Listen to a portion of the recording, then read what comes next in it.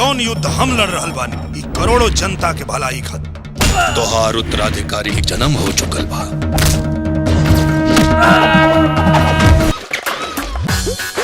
Power आवता अब तोरा का पता चली तोर औकात का बा और हमार औकात का। तोहार औकात तो पूरे दुनिया के पता बा, लेकिन अब हमार औकात जाने खातिर ओके गांव गांव, गली गली, चौराहा चौराहा घीसल पिटल कहानी कहिया ले देखावत। ई जोन कहानी बा ई हर एक भाषा में रहुआ सब कहानी में, भोजपुरी में, मराठी में, मलयालम में, तेलुगु में, बंगाली में, हिंदी में और भोजपुरी में तो कितना बार एक टॉपिक पर फिल्म बना। जितना भी भोजपुरी के देखे वाला लोग बा उस सब के सांझे बिहाने चैनल पे स्वागत। आज हम जो ना फिल्म के रिव्यू करे खातिर आइल बनी। ये फिल्म के नाम निरहुआ द लीडर। ये फिल्म में एक्टर यानी कि अभिनेता के रूप में बढ़ा भोजपुरी के जुबली स्टार यानी कि दिनेश लाल यादव निरहुआ, और एक्ट्रेस यानी कि अभिनेत्री के रूप में बाड़ी उनका हमसफर, हमदम और स्क्रीन के हमसफर अम्रपाली दुबे। ये फिल्म राजनीति से प्रेरित है और हमारा लगा था कि यह समय पर यही खातिर रिलीज कर गई बा कि भारत में लोकसभा के चुनाव बा और लोकसभा चुनाव में ये दिखावे के कोशिश करी जाता कि दिनेश लाल यादव निरहुआ कैसे जनता के खातिर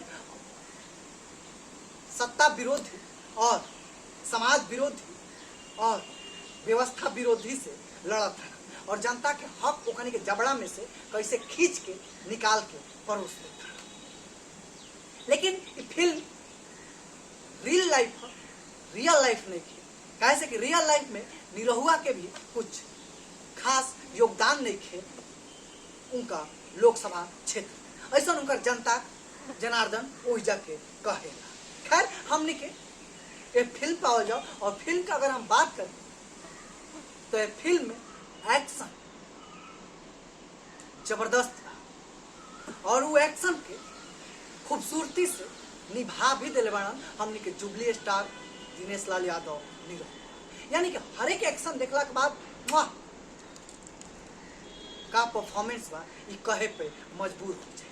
हम बात करें वही अम्रपाली दुबे की, तो अम्रपाली दुबे एक्टिंग वो लेवल के नहीं के जौना लेवल के वो जानल जा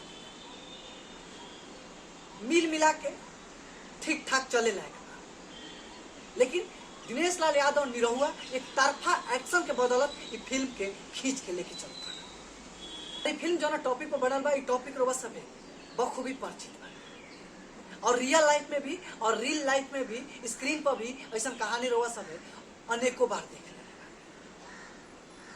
कि जनता के पैसा नेता कैसे लूट खचोट के खालन सा और एगो बीच में से मसीहा निकलेलन समाज में से और कुछ दिन के बाद वो यही रंग में रंगा जाना। लेकिन ये फिल्म में दिखावल गइल बा कि दिनेश लाल यादव निरहुआ कैसे जनता के हक खातिर लड़ता, जनता खातिर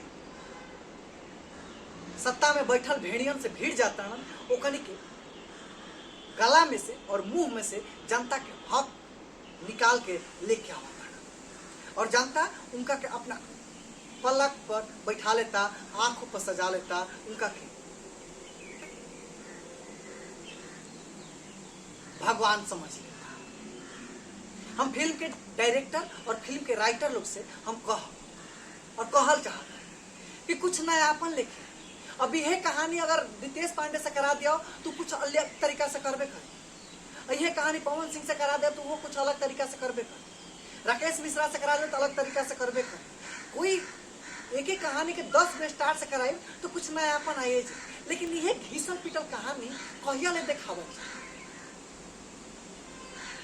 ये जोन कहानी बा ये हर एक भाषा में रहुआ सब कहानी में, भोजपुरी में, मराठी में, मलयालम में, तेलुगु में, बंगाली में, हिंदी में और भोजपुरी में तो कितना बार एक टॉपिक पर फिल्म बना। यानी कि ये फिल्म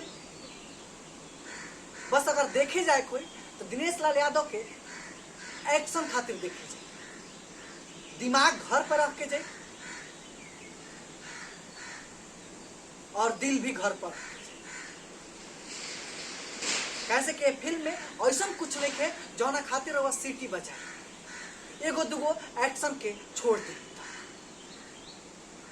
रउआ सब फिल्म जाके यूट्यूब पर भी देख सकीला और यूट्यूब पर देखला के बाद रउआ सब के फिल्म में कौन पार्ट बढ़िया लागल, कौन डायलॉग बढ़िया लागल और कौन सीन बढ़िया लागल कमेंट बॉक्स में अवश्य बताई। और जौन पार्ट खराब लागल उहो रउआ सब बताई कि ऐसा चीज आगे वाला समय में ये लोग ना पाते। ऐसे ही भोजपुरी फिल्म ट्रेलर चाहे फिल्म के रिव्यू देखे खातिर या गाना के रिव्यू देखे खातिर सांझे बिहाने चैनल के सब्सक्राइब कर लीजिए। अगर ये वीडियो रउआ सब यूट्यूब पर देखा जाता, अगर ये वीडियो रउआ सब फेसबुक पेज पर देखा जा तो सांझे बिहाने चैनल के फॉलो कर। तब तक खातिर हमरा के विदा दी जा। नमस्कार।